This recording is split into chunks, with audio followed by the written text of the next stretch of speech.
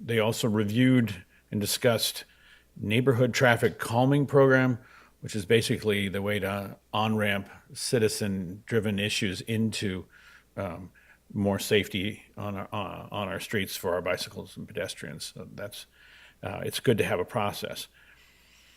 I also sat in on the oversight committee of Measure O for mental health, and the good news is that while projected to bring in $25 million for mental health solutions, they're bringing in over $32 million and trying to figure out how to allocate the overage, what they'll go to.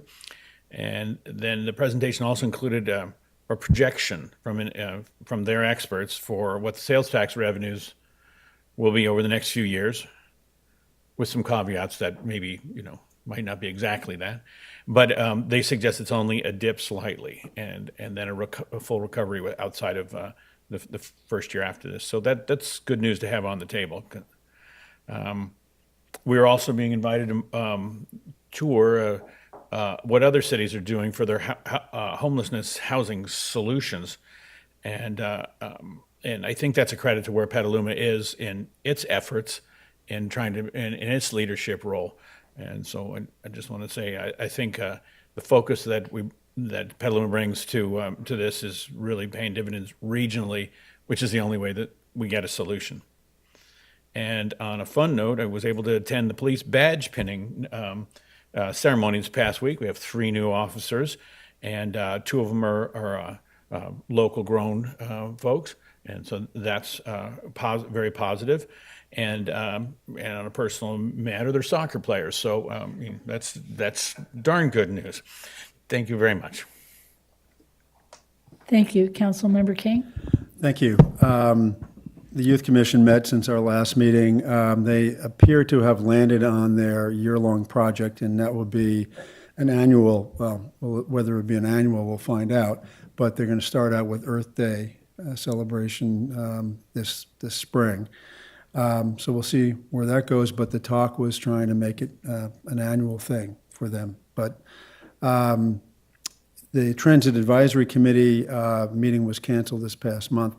And I just want to make a quick note. One of the things I've tried to do in my, I think, 3 or 4 years on transit is to figure out a way, and I've thrown some ideas out there that I'll spare the public from hearing right now, but to increase ridership. Because I think that we are focused on public transit and transit-oriented development, and a huge piece of that, in my mind, is the flexibility that buses give us. And hopefully very soon we'll have a completely electric fleet. And so whoever winds up representing the council on that committee, I hope you look to that. I have some ideas. If you want to talk, you're welcome to talk to me. I don't know if they're good ideas, but they are ideas. And lastly, I didn't get a chance to specifically thank the 3 other outgoing council members and mayor. So I'll just start quickly with Kevin. And, Kevin, how are we going to miss you if you're not going away, buddy? But it's been great to serve with you. I think you've been a great leader for Petaluma all around, and I wish you the best as mayor. It's a daunting task. Delinda, thank you also. It was a pleasure to serve with you the last 4 years, and I really appreciate your climate leadership, among many other things. But obviously that is your passion, and you've done a great job with those. And Teresa, Mayor Barrett, you're right. There was small print on the proclamation, but you probably needed about 5 pages for your 16 years, and I covered half of them. And I feel like I've served a million years. But I want to thank you. You've been a great leader, a really outstanding mayor through tough times. Our congressman mentioned the pandemic, and among the other tough times we've had to go through, you've managed to be very fair and objective up there, and also your usual passion itself with respect to the issues that come before us. So thank you. And lastly, just happy holidays to everyone. I hope you all have a wonderful holiday season. Thank you. Thank you, and thank you personally. And so I'm just going to do my liaison reports, and we had Zone 2A met, and we did approve the budget as submitted to go to the supervisors for approval. And I will say that I am starting to see a little change at Zone 2A. I've been on Zone 2A since 2007, and it is not, there's not been a lot of change on that. And I will say that I am starting to see our approach to flooding and the concern of the tributaries that feed into the Petaluma River in our area, which is what Zone 2A has control over, are starting to look at what kinds of things can be done proactively rather than just reactively. And this is really important as we start to see things change, like, you know, the information Mike just gave us about an atmospheric river that missed the reservoir. You know, that's a pretty amazing thing if you stop and think about that. You know, and it reminded me of the atmospheric river we had New Year's Eve 2005-06, which flooded someplace that never flooded before, and just caught us all off guard. But you know, these are new times, and we need to have the dynamic staff to work on that, and we also need the leadership from the community that volunteers to be on that committee to push those ideas forward. So I'm just bringing that up. And Wednesday, the Bay Area Air Quality Management District will be meeting to vote on accepting or offering the job for the executive officer of the Bay Area Air Quality Management District. And this is a new position, or it'll be filled by someone different than the person who's been there for 18 years. So this will be a big change, and I'm pretty sure it will happen, but I don't think I can say that for sure yet. So we have to wait for that. So, and I just want to say that I had my last ribbon cutting, and the vice mayor and the mayor elect were both there and the city manager as well at Lagunitas, where they have gotten their disorderly house. So I forget what they called it, but I know it's disorderly something. But it's their innovation lab for all their the new ideas for beer. And it was just a fun event, I have to say. It was a lot of people, and luckily most of it was outside. So that was a good ribbon cutting to end on. So, and I will ask our city manager if she would like to speak. Thank you, Mayor, council members, and community. I would like to take this moment to welcome Brian O., who is our new Community Development Director. Today is his first day. Brian, would you like to? Brian comes to us with over 10 years of community development experience with a focus on creating healthier, more inclusive neighborhoods. He most recently worked for the County of Sonoma's as a comprehensive planning manager, overseeing the completion of the Sonoma Development Center specific plan and other initiatives. So, Brian, we're thrilled to welcome you and know that you and your wife, Emily, and your 3 children live here and Labrador Jack live here in Petaluma. So we know you're not far away, but just want to welcome you, and we're so thrilled you're on our team. Thank you. Do you want to say anything else? Yeah, This is your moment. Thank you, City Manager Flynn, Madam Mayor and Mayor-elect, and members of the council. In many ways, it's nice to start today on my first day hearing all those proclamations. What a wonderful legacy that many of you leave behind, and I look forward to moving that forward and ensuring the city motto about a city that works for everyone carries forward with the new council. And thank you so much for this opportunity. And thank you to the county, and also to Director Wick, who's been a mentor throughout this process. And I'm looking forward to getting to work. Thank you. Thank you. And that concludes my remarks. Thank you, Mayor. Thank you, City Manager, and welcome, Mr. O.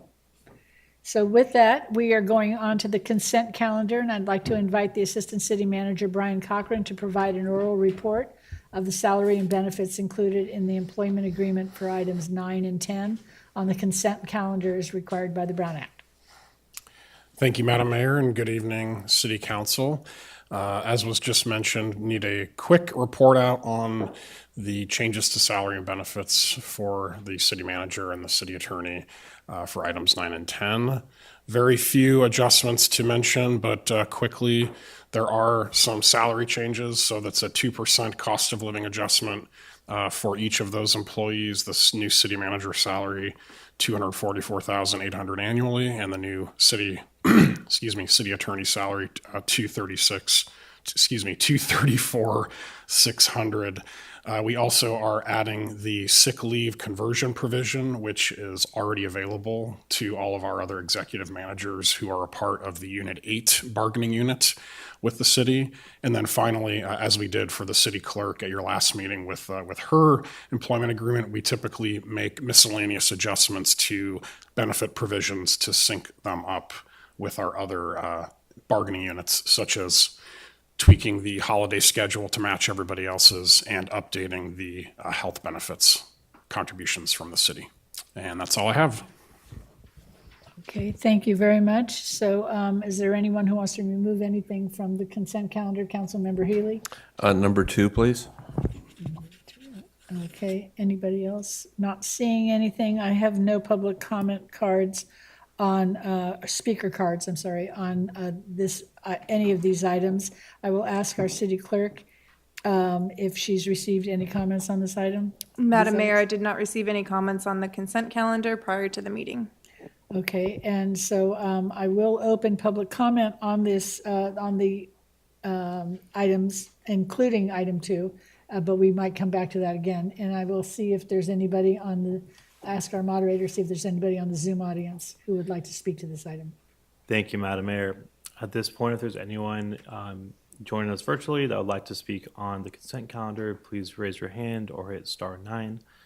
The first speaker that we have is Susan Kirks. Susan, I'll now allow you to speak. You can unmute yourself and begin.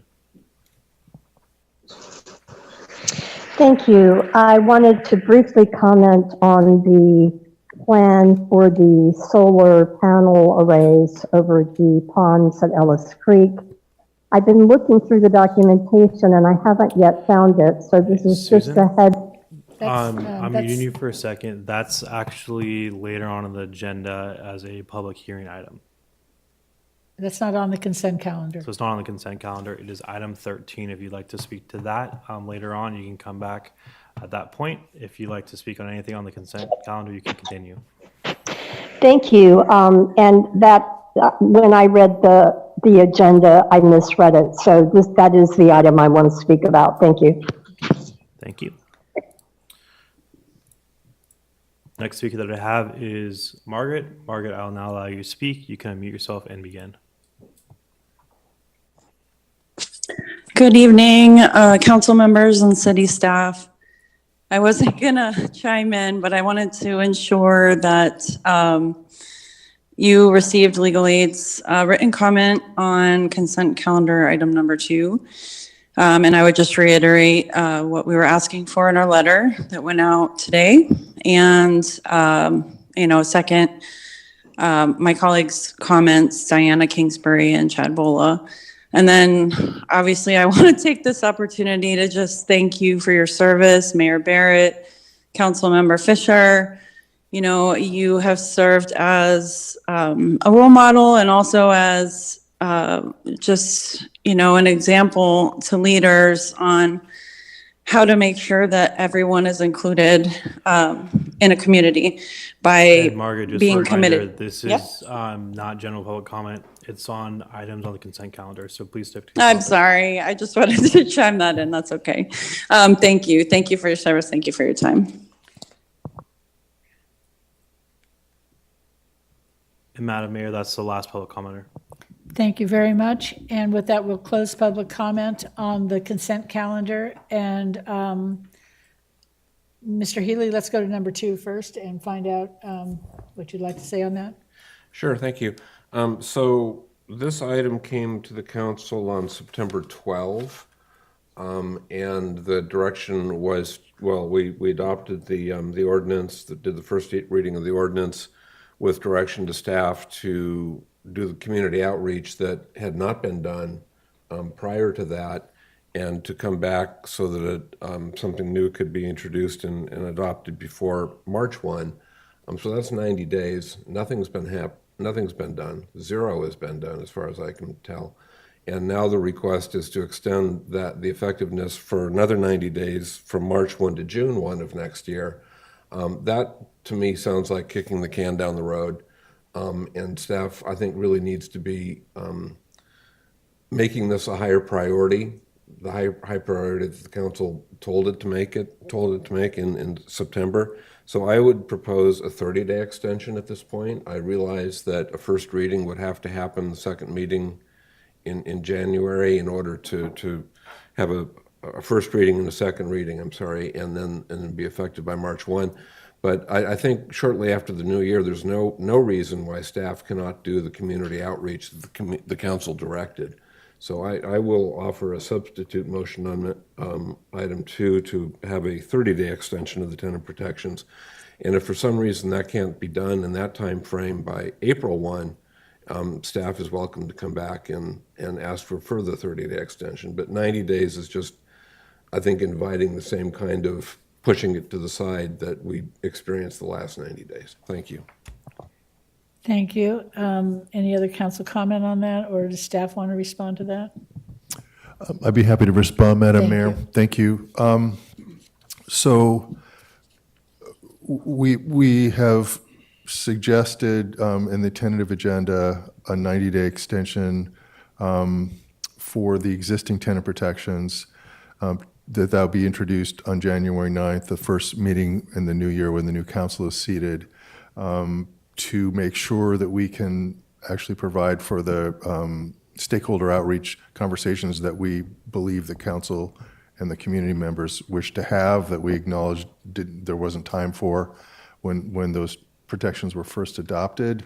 We've been gathering, we've been taking notes from our conversations that we've had so far and the feedback we've gotten from the council and community members, both those that are advocating for tenant protections and those that represent interests of landlords, so that we can have some further discussion and do whatever fine tuning that the council ultimately directs that we do.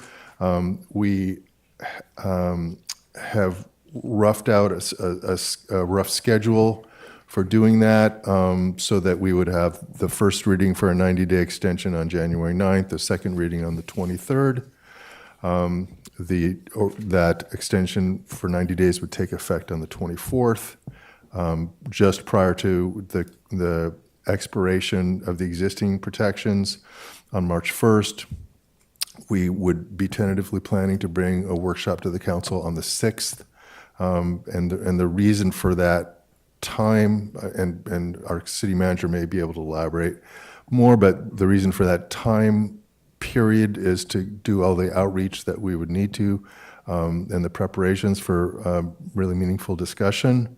On the 6th of March, there could be a potential, we plan for a potential first reading of an updated ordinance on the 20th, second reading on April 3rd, with an effective date of May 3rd, and that would precede the expiration of a 90-day extension on the 24th. One thing I'd also like to note in response to the letter we received from Ms. Mateo, in which she referred to in her comments, and a couple of others did too in comments tonight, what Legal Aid has proposed is two different ways for the council to eliminate the sunset provision that's currently in the ordinance, instead of just provide an extension for 90 days or whatever other time frame the council may approve. And the first of those options was to extend the ordinance until substantive amendments are adopted. So that would eliminate the sunset, although it could lead to, with the schedule I just gave, it could sync up to an earlier effective date of the new regulations, which could be as soon as May 3rd.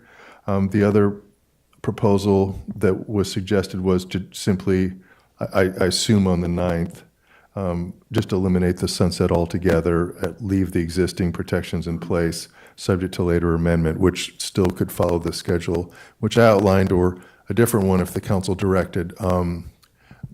City Manager, I don't have the calendar in front of me, but we spoke at length last week. This is definitely a priority. It's been a priority, and we want to do the outreach right, both for the tenant protections, for the tenants, and for the landlords. So I think it's important that we do it right. And we had a team of legal comms, myself, coming up with a virtual workshop and in-person workshop, and I don't have the dates, but that is why we're putting, I don't think us coming back in March makes sense from an outreach standpoint. Thank you.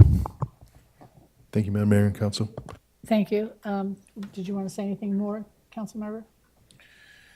Yeah, I just don't think, I think the actions belie the words. This was not a priority. We gave the direction in September, and now you're saying we can't do the outreach until March. So I'm just going to respectfully disagree. Thank you. Thank you.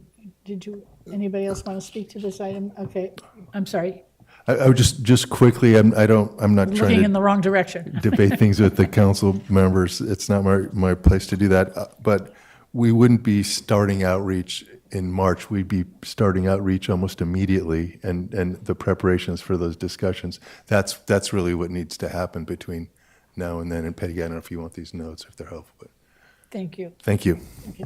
Anybody else? Councilmember Barnacle? Yeah, I share Councilmember Healy's desire for urgency. I also think this is probably one of the more complicated and one of the more fraught issues that has come before us in the last 2 years since I've been on. And I think that what we need is genuine outreach. So as long as you have a plan for genuine outreach, I'm okay with whatever period it is. But I definitely, I think the thing that I'm most focused on is that we do really comprehensive outreach to everybody. Councilmember Fisher? With that, I'd like to move approval of the consent calendar with the 90 days the staff needs for outreach. Okay, I'll second that, but I'm going to also call on Councilmember McDonald, who wants to speak. I think I'm just going to ask for a particular clarification. On this, I've been recusing on the process so far to date, and if the January meeting is for an extension, is it still subject to the same logic and recusal?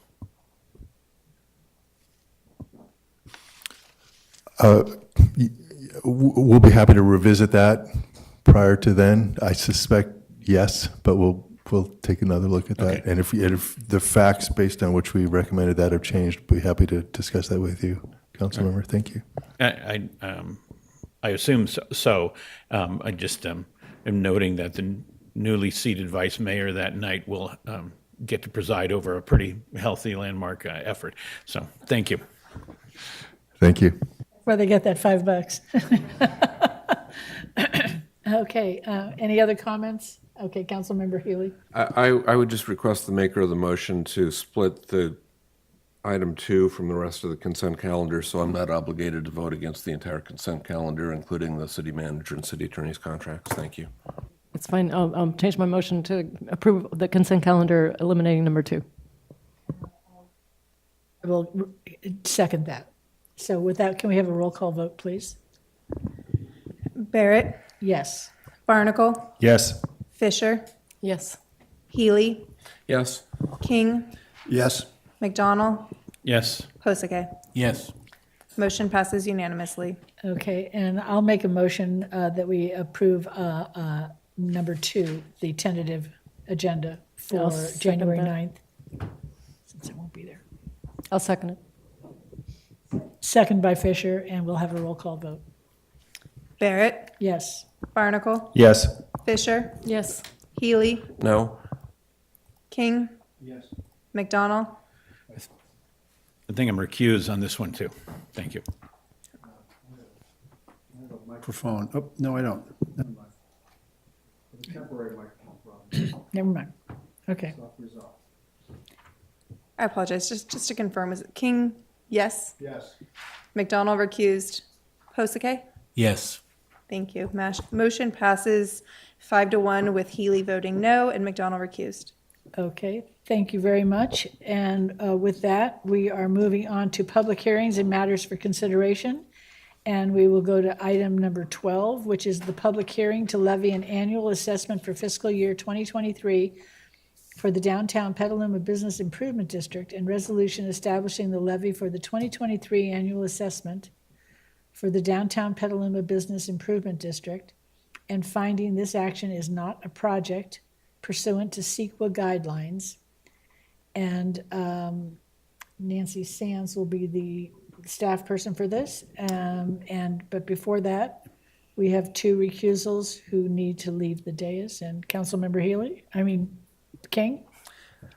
I need to recuse from this item since I am in the downtown district and will be paying the assessment. Thank you. And Councilmember Healy? Thank you. I need to recuse for the same reason. Thank you. So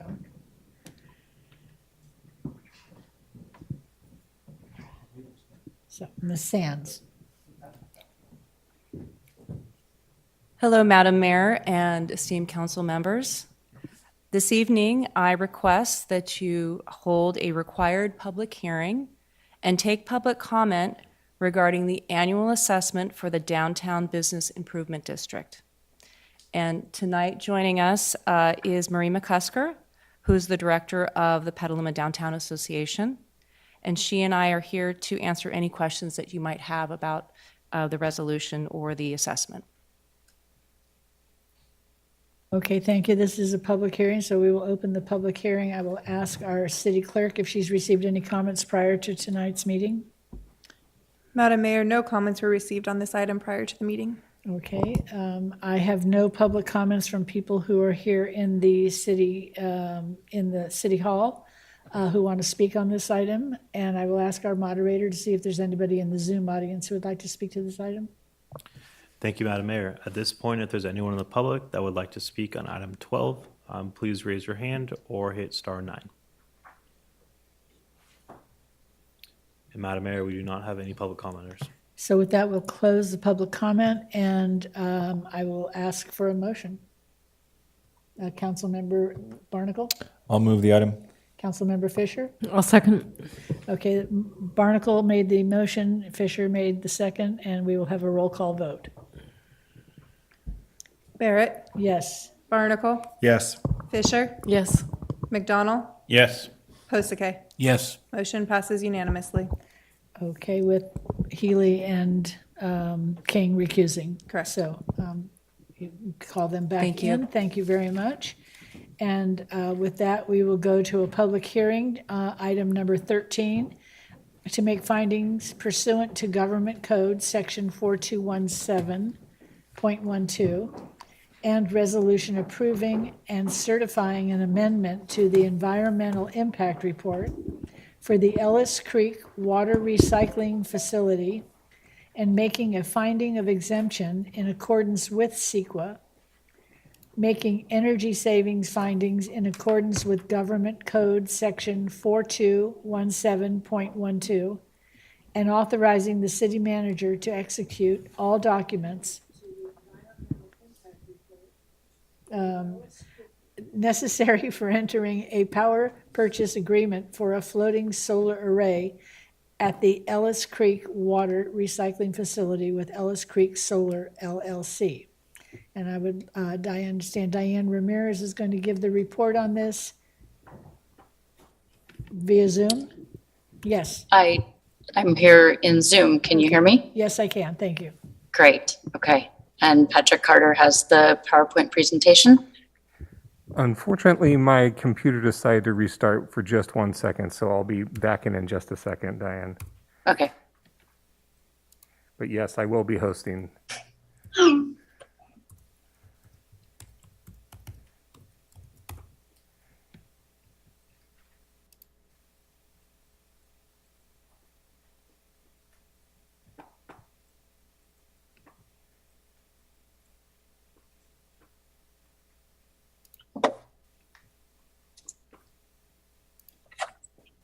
Hey, Dan, I got that presentation up. Just let me know when to advance the screen.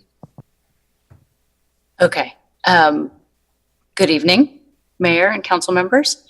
We are here this evening to present the power purchase agreement with White Pine Renewables for a floating solar array at the Ellis Creek Water Recycling Facility. This action also includes the approval of the EIR addendum. This item represents the culmination of staff, consultant, and developer work for over the past year. We're excited to discuss this project and the contract parameters with you. Next slide, please.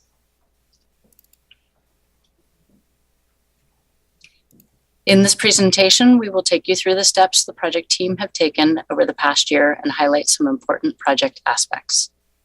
Next slide, please.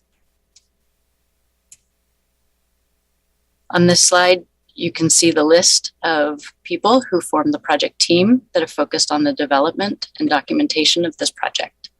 We have with us this evening Evan Riley of White Pine Renewables, the developer of the floating solar array, and Mike Borger on the phone, the city's consultant for solar procurement, design, financial analysis, and technical support. Mike Borger works with Sage Renewable Energy. We also have on the phone Christine Gaspar, and I apologize that I did not list her. She is here to answer any environmental questions. She's been instrumental with the EIR out at Ellis Creek Water Recycling Facility. Next slide, please. On this slide, you can see the overall aerial of the entire Ellis Creek Water Recycling Facility. The placement of the floating solar array is on Pond 3, and it's called out with one of the arrows. We're also showing you the location of the required inverters and transformers and the conduit path that connects the array back to the main facilities meter. Next slide, please.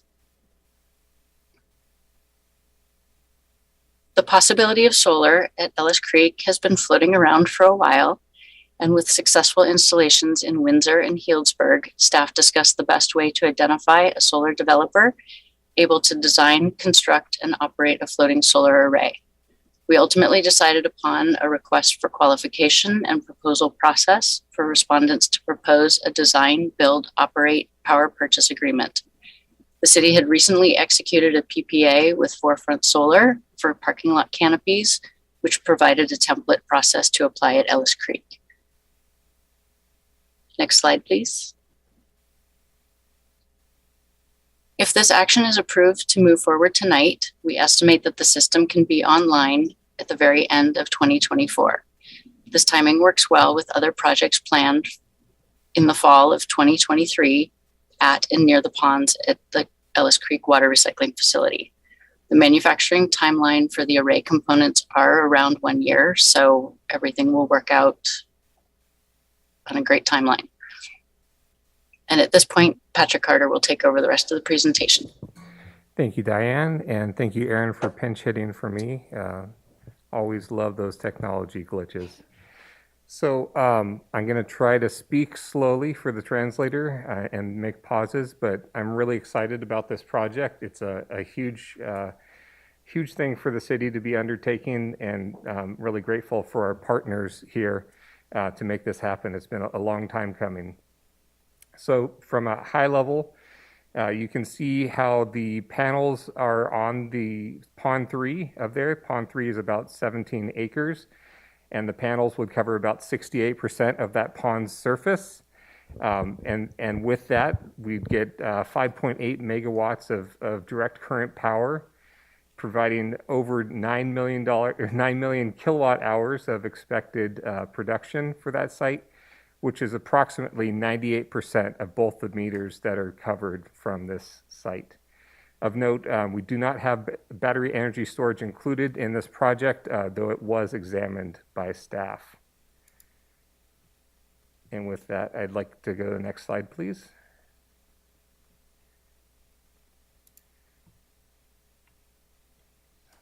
All right. So on this, we have the financials for the project, and this is really where the project shines. Solar pun there, I guess. In my opinion, our baseline costs are about $1.9 million of electricity costs at Ellis Creek on an annual basis. This project, if implemented, if approved by council, would represent about $508,000 of savings in the first year alone, which represents about a 25% reduction in the utility costs of the electric costs there. Of note in that hexagon that's kind of on the side there, zero hard costs paid by the city. So this means that basically it's staff time that's required to make this project happen. There's no significant outlay of other costs by the city to make it happen. And in exchange for that, White Pine builds the solar array and maintains and operates it over a 20-year contract, which would result in about $13.1 million of estimated savings over the 20-year term. So some other kind of keynotes in here. We have a consultant third party that's helping us with the evaluation and eventually, if approved by council, the implementation of this project. Those costs are expected to be about $300,000. Those are baked into the rate that we'd pay White Pine Renewable, baked into those costs. So that's included in there, as well as some PG&E interconnection improvements and other improvements to the facility that are necessary for this project.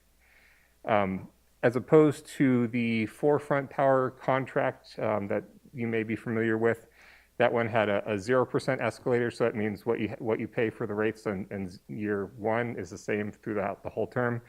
This one has a 1.9% escalator through the 20-year term, and that's because we wanted to realize those costs up front. It basically, White Pine would make it revenue neutral to them, whether they just charge us a higher rate up front if we want a 0% escalator. And staff thought that higher upfront savings and the more reliable savings over time would be preferred in this. So that's what was considered, and that's what's in front of the council tonight. Next slide, please. For the Ellis Creek Water Recycling Facility integration, it is a 24/7 operation. There are a lot of important things happening at that site, all times of the day and night, and its mission is primarily to provide the services to our residents. It's not necessarily to provide energy generation, but we wanted to make sure that it worked. We know that this was a council priority. So some of the areas where we took a special attention was the mosquitoes. That site is already mosquitoes are already an issue out there. The Marin-Sonoma Mosquito Vector Control District is frequently at that site dealing with mosquitoes in the wetlands ponds, the polishing ponds that are kind of adjacent to where we're talking about here. But we wanted to make sure that we weren't exacerbating that problem, that we wanted to make sure that design issues could be taken into account to kind of mitigate that from the start, and then having a good game plan going forward if mosquitoes did become an issue, that we have a plan to address those so it wouldn't be an ongoing issue. So we've done those consultations. That was a lot of meetings with the district, and appreciate their collaboration in getting it to this point as well. From a water quality standpoint, this is partially treated wastewater at this point. We want to make sure that the ponds don't get what's called slugged when the panels get cleaned. And what we mean by slugging it is adding a bunch of nutrients that might be from birds that like to sit around the panels. If we did a bunch of that all at one time, that might make the nutrients go up and cause other problems that we'd have to deal with at the plant. So we've come up with a schedule to make sure that there's 2 contracted cleaning of those arrays per year, kind of bookending the summer season. And if we feel it's necessary to do additional cleanings, we have the option to pay for those as a city to make sure that we're getting what needs to happen from those panels. Also of crucial importance is making sure that this operation, that this construction of the solar array doesn't interfere with other plans that are already underway out there. We have an outfall project that's going to be happening in fall of next year. And then the pond transfer pipe, which is a necessary project to make sure that water can go between the ponds, is accomplished in a way so that we're not interfering with operations. There's other CIP projects happening during that time frame, but those are kind of on the other side of the bridge. So those are the ones that we wanted to point out to make sure that we took those into account for our planning on this project. And with that, we'd like to go to the next slide, please. So White Pine provided some renderings. These are not Google Street Views. These are just renderings. In the Street View, you'd see more berms of the ponds that would actually block this view. But we also did a site plan and architectural review with our planning group to make sure that we were taking into account any necessary impacts from the view shed, which would be from Lakeville Highway. The good news is the panels themselves are recessed. They're in the ponds, so you can't see them from Lakeville Highway.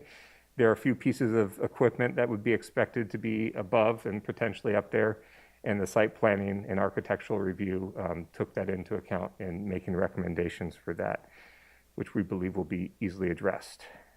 Next slide, please. And then here is another picture of a different view shed where you can't see solar panels. So parenthetically, when I went to the Climate Action Commission meeting last Thursday to talk about this and bring attention to it, some members were interested in tours. Some people actually wanted to see the solar panels and instead of not being able to see them from Lakeville, and they brought up the potential of a video tour. That's not typically an area where we bring tours out, but maybe we can accommodate them in that way. Next slide, please.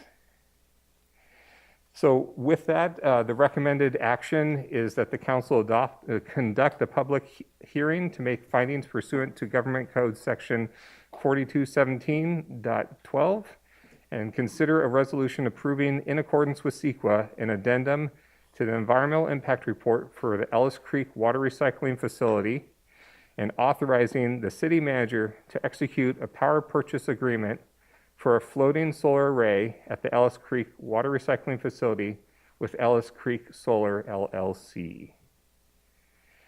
Next slide, please. And with that, I'd like to introduce Evan Riley from White Pine Renewables. He is the CEO and co-founder of White Pine Renewables. He's in our audience right here. And I'd like to allow him to make a brief introduction to him and his company. Thank you, Evan. Thank you so much, Patrick, and council members, city attorney. We're honored to be here today to have the opportunity to provide the city with the long-term savings and associated environmental benefits with this floating solar facility. At White Pine Renewables, we've found ourselves to be an expert in floating solar. Between the partners and employees, management team at White Pine Renewables, we've deployed over 2,000 megawatts of solar across the United States and invested over $3 billion of capital in solar projects throughout our career. One of our crowning achievements was the deployment of the Healdsburg Floating Solar Facility, which we put in place for the city of Healdsburg within a 12-month time frame. The time frame for this project is a little bit longer, but all project circumstances are different. White Pine Renewables has operating projects up and down the Central Valley of California and in Marin, and we always welcome visits to our facilities. Thank you.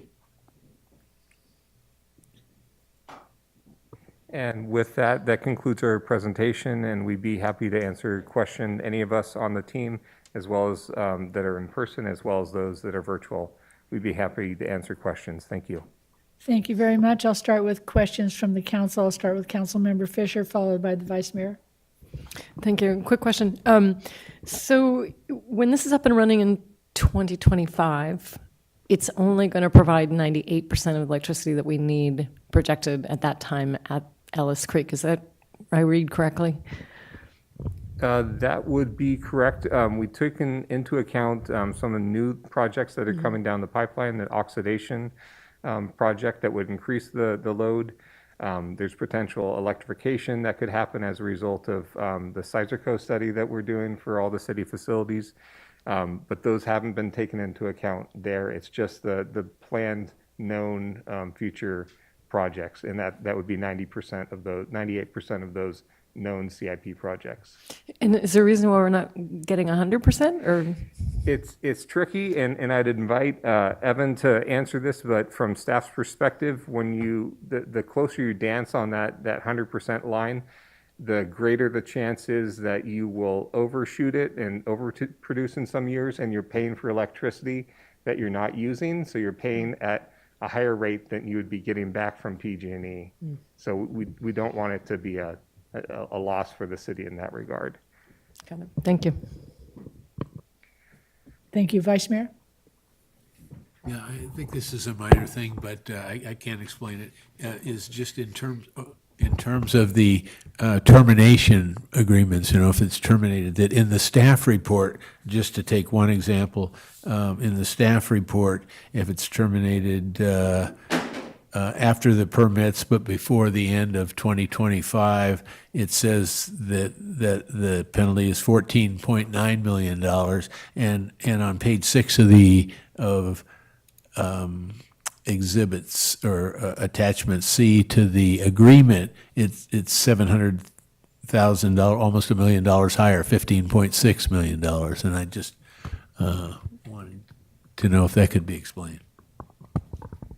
So I can take a stab at that. There's a couple of different termination potentials in the agreement, and rather than getting into all of it, if there's a for-cause termination, the city doesn't have any liabilities, and the agreement goes into what consists of a for-cause termination.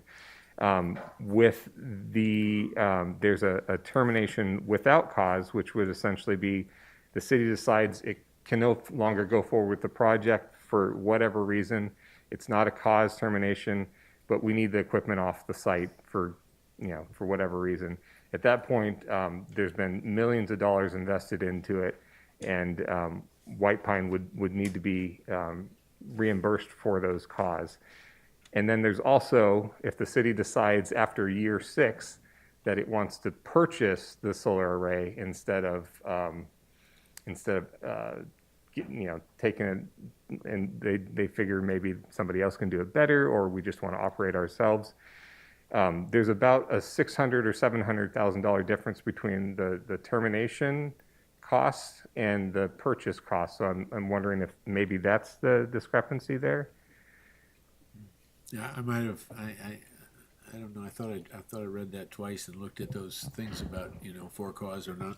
Okay. But that's okay. I'll look at it again and get back to you if there's an issue. Okay, we can check into that to make sure that the numbers are the second, correct. and just one other question. I guess it's a little bit similar. Is in terms of the financial slide that you showed, there is there's a number there, $173,000 for interconnect. And I couldn't find it. I was just thumbing through the agreement again, looking for that. I thought there were like 3 segments of interconnect costs, 2 other segments beyond the $173,000 in the agreement. And I was wondering why those weren't part of that financial slide. But I probably don't understand something there. Yeah, I think we tried to simplify it, and maybe we simplified it a little bit too much. All of the interconnection costs all in, there's $174,000 that is specific to PG&E, and that's a cost that we've initially taken on as a city, but we're going to be reimbursed if we enter into this. And then there's additional costs that are that's like phase 1, and then phase 2 gets it up to right around $300,000. So that's where I think we may have been too tricky with our nomenclature. What's the interconnection costs and what are all the other costs? But all those costs would be reimbursed by White Pine up to. Okay, thanks. That's all I have. Councilmember Healy. Thank you. So, first of all, I want to really thank staff for the incredible effort that's gone into this and partnering with you guys. And I hope when we get to it, we allow Councilmember King to make the motion, because he's championed this for years and years and years, and it's great to have this here on your final night. I had just two things, one of which is just more in terms of my connecting the dots, and I want to see if I'm getting it right. So we've got the 98% figure that's been tossed out in terms of the Ellis Creek's total load, and I noticed in Appendix 3, the projected load is 9.4 million kilowatt hours, and the solar generation is about $9.1 million kilowatt hours. But so on a daily basis, we will be selling power into the PG&E grid when the sun is out, because the load is not as high as what can be generated. And I believe we're grandfathered in now to the NEM 2.0, and that will continue going forward, and that's great. And then at nighttime, or when the sun isn't out, we'll be buying power at the tariff from Sonoma Clean Power, and that's where these cost savings come from. Is that fair? That's correct. We're on a net metering arrangement, and Evan can speak to that if you'd like. But yeah, essentially, it's you try to get that 98% over the course of a whole year. And any given day, like in the summer, when the sun's out longer, there's more sunshine, you'll be overproducing on those summer days. And then in the winter, when the days are shorter, you'll be underproducing. But the idea is over the course of the year that you're hitting that 98% number. Okay, that makes sense. And then there was a reference in the staff report to initial conversations that were had with Sonoma Clean Power. At this point, if it were to make sense in the future, there's nothing to prevent us from talking with Sonoma Clean Power about some of the other ponds if that proves to be advantageous to everyone. Yeah, there's nothing that precludes us. I think that Ellis Creek staff, to their credit, were skeptical going into it, and wanted to make sure it wasn't going to interfere in operations, which is understandable. That's what they're paid to do. I think they would like us to see the ponds get up and built and make sure that we're not, for example, making a mosquito issue out there. But if not, then, I mean, sky's the limit for, well, I guess the pond size is the limit for more solar out there. But this is just one of, what do we have, 12 ponds out there? Yes, yeah. Okay, so there's a lot more potentially down the road. And then I just make one comment, and I appreciate the visuals you had, the simulations, but I think as you're driving into town from Vallejo, there's one spot where the road is at a higher elevation, and if there's not foliage on the trees, you can actually see the surface of the ponds for a couple seconds. So there will be some visibility. Thank you. Thank you, Councilmember McDonald.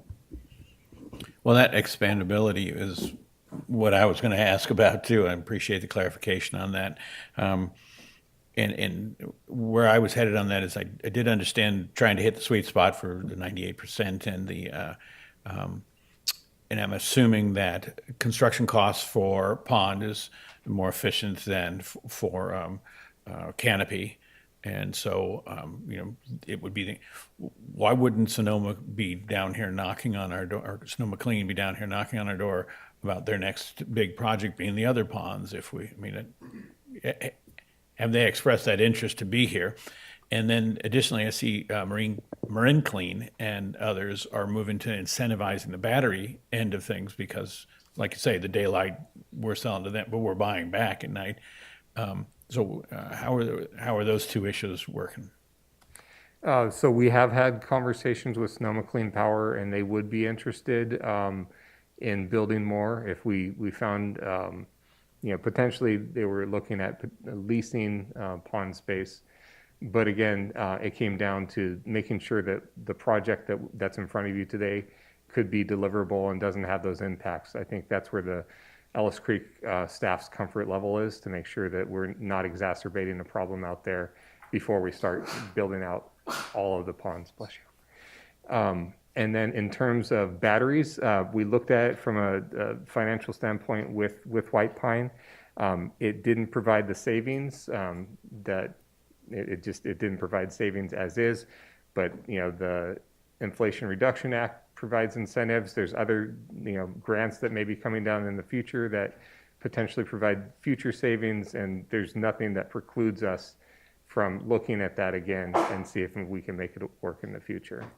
It's just not part of this project because it didn't work when we looked at it. I do totally appreciate that we're viewing this sort of as a pilot, so really, really big pilot, so thanks. Councilmember King. Thank you. I just want to appreciate the staff report, and which answered almost all of my questions, and also the fact that we're getting this in under the net metering deadline, which has well, it's been in the works for a while, but it arose with finality this month. And, you know, the hope that if we do another project out there in the future as a city, that there's some consideration of battery storage if it works out. The staff report was excellent at explaining why this one probably wasn't the right one for battery storage. And I just am very happy to see both the energy savings and the economic savings for the city. That's an enormous amount of money over time. And I can confirm it has been floating around for a while. As on a personal note, the idea of this. I don't think the economic savings when I first looked at this were anywhere near this. So I think maybe waiting was a serious benefit. So those are my questions and comments at the moment, and I just want to thank everybody for getting this in, because I think if we had waited till January or February, the financial savings would not potentially be as much. Councilmember Barnacle. Yeah, my question pertains to the IRA and just how how was the IRA factored into the financial analysis for this project? So that, And just for everybody listening, IRA is Inflation Reduction Act. It's the federal climate bill. so that passed in the federal government while we were in the middle of negotiations. Diane, are you there? Would you like to take this question? Hi, I'm still here. So we did discuss this with Evan and also with Mike Borger of Sage. And it is true, and Evan can sort of enhance this as well, that the tax credit grew from where we initially started when we first started talking with White Pine in particular.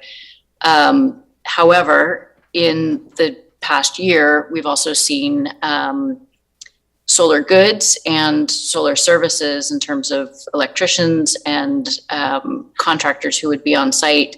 Those costs have increased. And so in talking with Evan, we have come to understand that although there is a greater tax benefit within the project, there are other costs that have increased, and we have not seen the PPA rate that was initially proposed as the part of the project grow to meet those rising goods and services costs.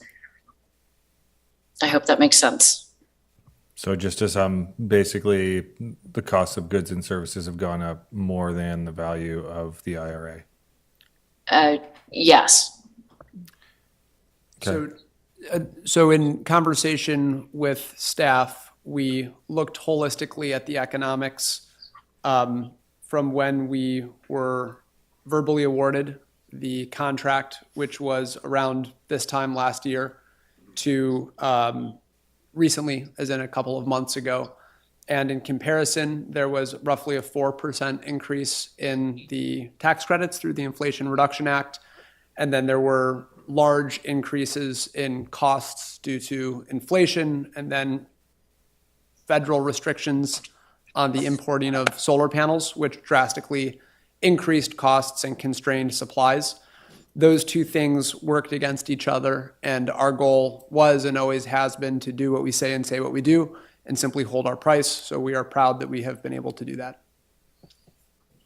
One final question. Are you going to be using local labor for this? Yes.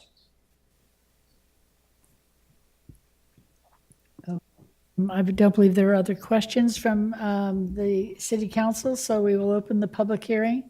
And I'll ask the clerk if she's received any comments prior to the meeting. Yes, Madam Mayor, we did receive one comment prior to the meeting, which is posted online with the agenda packet. Okay, thank you. I have one speaker card for this item for people here in City Hall, and I will ask the moderator to see if there's anyone on Zoom who wants to speak to this item. Thank you, Madam Mayor. At this point, we do have 2 members virtually that would like to speak. Okay, all right, fine. So we have the public hearing is open, and we'll start public comment. You can take a seat now, and then we'll Thank call you you. back up if we need you. Thank you. Ben Peters?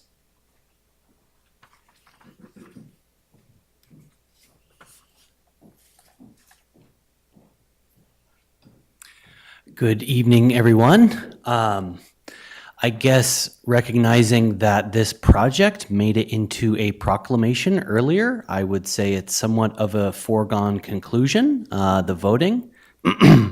However, that being said, I will say it was somewhat exciting to hear Evan say that he was willing to hold his original price.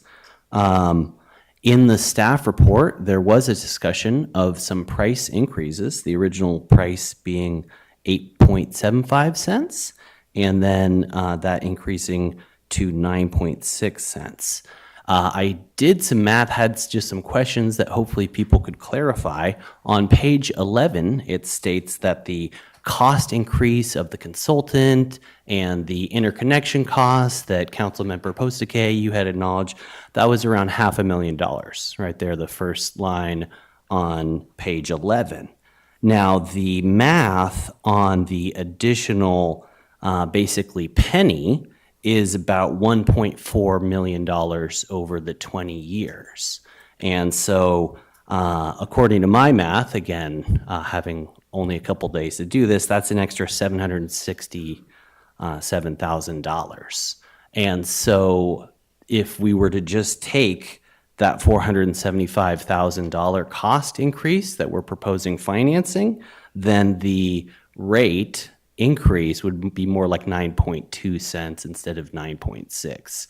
So that's something, you know, in the limited staff report, I'm sure can be unpacked under Q&A. And I, you know, having been in this business a long time, certainly appreciate the healthy margin that this project has. And I do think there'd be some discussion around the original price and if they would be amenable to holding that.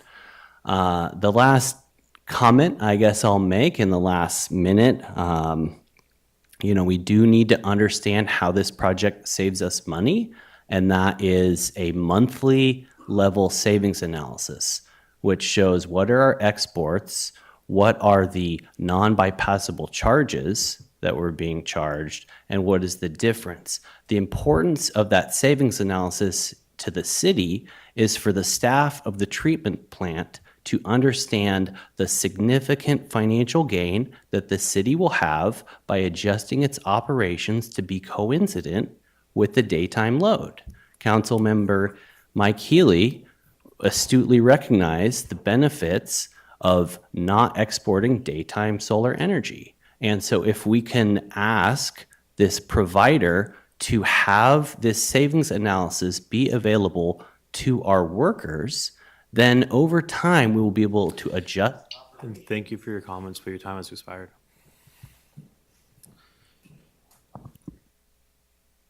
So we'll go to the Zoom speakers. The first speaker that we have is Susan Kirks. Susan, I will now allow you to speak. You can unmute yourself and begin.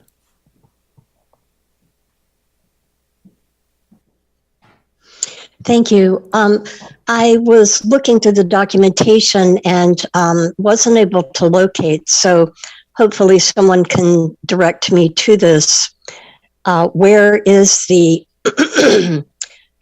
avian or the biological resources updated survey for that area that would need to be conducted on an annual basis monthly to determine the presence of biological resources, specifically avian species, and what the patterns are, what birds are actively nesting in that area, overwintering there, how would this project impact those species, and how would that be addressed? And of course, I'm certain if this company has been working with the city of Healdsburg, where Larry Zimmer is the Public Works Director, if he's still there. Larry used to work for us in Petaluma and was one of the only people I ever worked with who or collaborated with who has environmental awareness and follows federal and state regulations. So I'm guessing there's an understanding that there cannot be any construction activity from February 15th to August 31st, the migratory bird nesting season. And so this is very important because even though mosquitoes are considered pests and the vector district may be out there in that area, mosquitoes are an incredible nutrition source and needed by many of our avian species who are in the Ellis Creek Ponds area. So that is my input, and I was waiting for one elected official to raise this question, but I'm very pleased to be able to be here tonight to ask it, and I hope that someone can provide me with a copy of the updated biological resources surveys so that we can all be sure that we're providing good energy, but also protecting our very important natural resources who rely on that area. Thank you. Next speaker that we have is John Tribs. John, I will now allow you to speak. You can unmute yourself and begin. Oh, thank you. Just first up, there was a question I had on the consultant. I saw a price tag of $300,000 for a consultant. And I have solar on my house. I also help our local church here, who has 92 panels, and I help maintain those panels for them. So I'm wondering what do we actually get for $300,000 in consultant? That's 2 years' salary for an engineer. Could we do that consultant work in-house better, cheaper? So I just want to ask, do we get for that $300,000? And Susan Kirks was in and talked about the birds, and I have been out there. I do help clean out the owl boxes, and I observe the birds out there. Because I'm also with PWA, one of our members, Lynn Nelson, goes out and surveys the cormorants and egrets in the nest, and the tree is completely covered in white bird poop and killing the tree, basically, where they do nest. And there's lots and lots of birds out there that do quite move around pond to pond. And there's also a bunch of swallows that eat mosquitoes out there. You can see them flying around, just chomping on down on insects. So make sure we work on that. And so how do these panels, do they change the temperature of the water?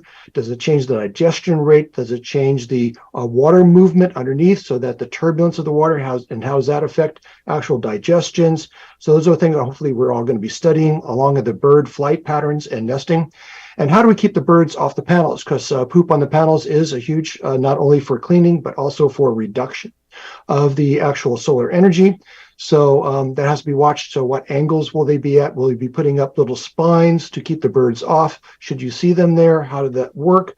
Because along the top edges, the birds like to nest. If it's at an angle, birds like to sit on that top edge, and then the poop comes down, sliding down the panel.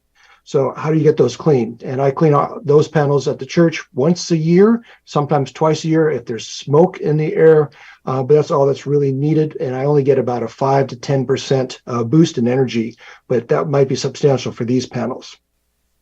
I'm also concerned about the restriction of the 98%. If this is city property and it's working with PG&E directly as a city, and we have a substation nearby and doing things, that I would think the bill and the 98% of the facility, and since energy goes to PG&E directly, why the restriction to facility only instead of the entire city, or just city buildings and city energy? And we're going to need a lot more energy for our trucks out there that we're getting, the whole fleets that we're getting. So if that could be tied up. So as we advance and expand more ponds, which I hope we do, I really hope we can expand out to more ponds down the future. Thank you for your time. And Madam Mayor, that's the last hand raised. Thank you. So with that, we'll close public comment on this item and bring it back to the council or staff if there's responses to the questions that were raised. Happy to answer the response to the questions brought up in public comment. I think I would like to address Mr. Peters' conception about the original price when Evan discussed the original price. That was the price of the panels. All the negotiations subsequent to their response to the RFP were about things that would have been necessary regardless of what developer was selected. So when we're talking about changing the design to accommodate, to facilitate not creating new mosquito habitat, that would have been necessary for all of them. We budgeted in the RFP a certain amount of money for interconnection costs. The difference between what they were and what we estimated and what they were would have been the same regardless of the developer. So it's a justified, like all the changes that happened from the RFP to now to get from that 8 and change cent per kilowatt hour to the 9 would have been necessary regardless of what developer was selected, and they're all viable costs. And I think Mike Borger, who is our consultant from MV5, looked at all those numbers as well. And Mike, if you'd like to chime in on your analysis of that, that would be helpful as well. Sure. Thank you, Patrick. I'd like to add to what Patrick was saying in that also the White Pine was selected through a competitive RFP process. And as part of that process, the developers offered pricing adjustment rates to address these specific costs that were unknown at the time. So that was part of the competitive evaluation process. So the incremental adjustment to the PPA price was considered in our selection. So that adjustment rate had been decided. And then as we learned that additional information on costs from PG&E, those were then, the final price was adjusted to reflect that. During the same time, we've been working with lots of clients like yourselves and lots of contractors. And we've seen lots of deals go south because contractors' prices have escalated so much. And the savings on some of these projects were more narrow.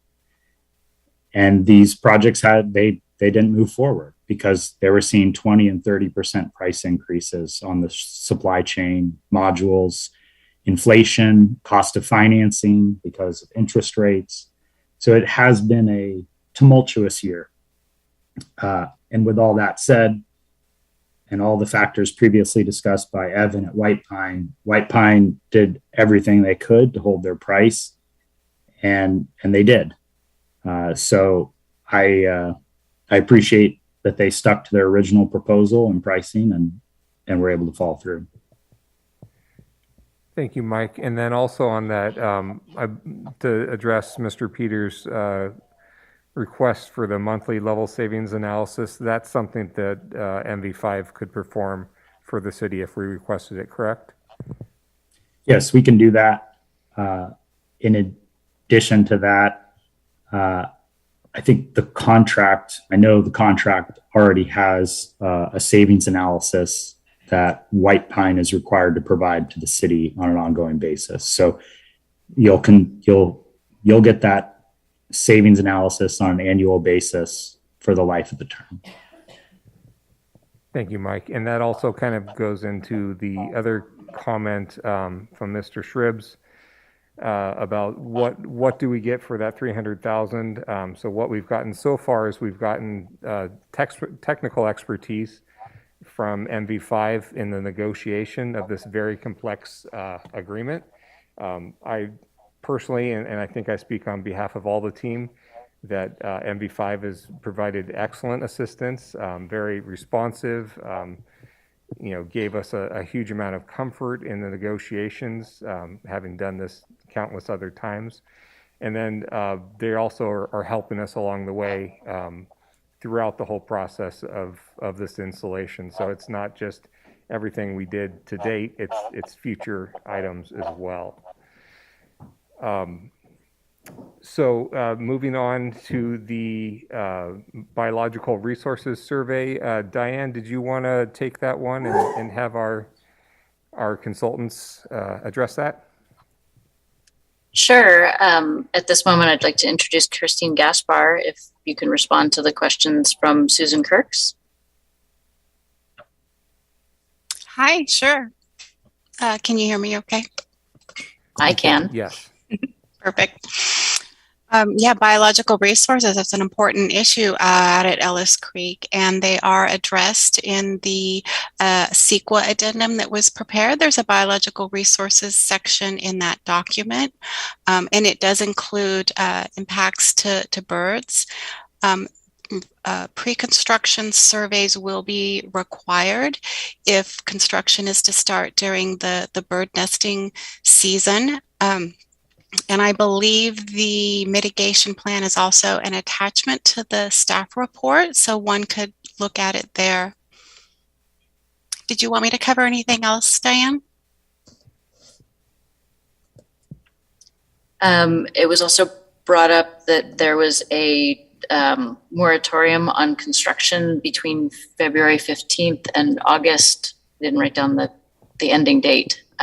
Is that captured in the MMP as well?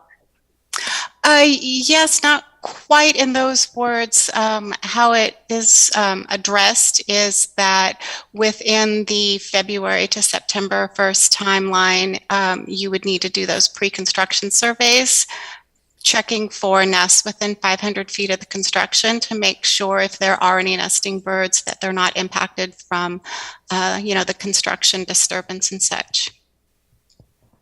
Okay, thank you. Thank you, Christine. Moving on to other questions, if the council would like us to address all of them. Well, there did seem to be one about what we're getting for the $300,000. Yes, Yeah. yes, the consultant. Thank Yeah, you. I believe I tried to address that. We've gotten negotiation assistance to date. We're also getting, a customer, our side representative during the construction process and through installation. So we have technical experts that are we've worked with Mike, who's been a specialist in the negotiation phase.